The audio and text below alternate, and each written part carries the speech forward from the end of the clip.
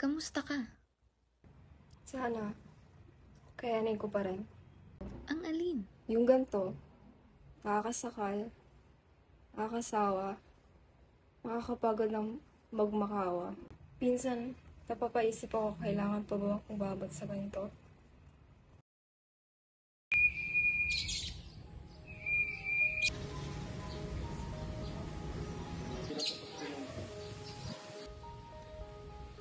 Si kalikasan at isang madisiplinang bata, maalagain na anak at mapagmahal na kaibigan. Si kalikasan ay marunong makisama sa tao. Hangad niya ang kapakanan ng bawat makakasama niya. Kaya naman, hindi maikakaila kung gaano kabuti ang kanyang kalooban.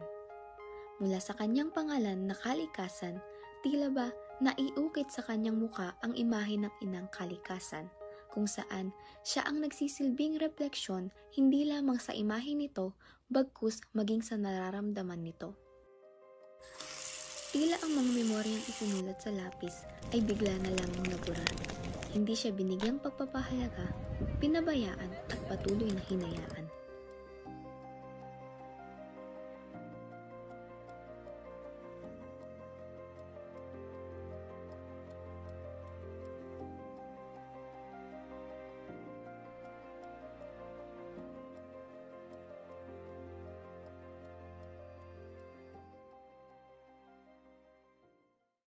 Ikaw kabataan, kung hindi ngayon, kailan?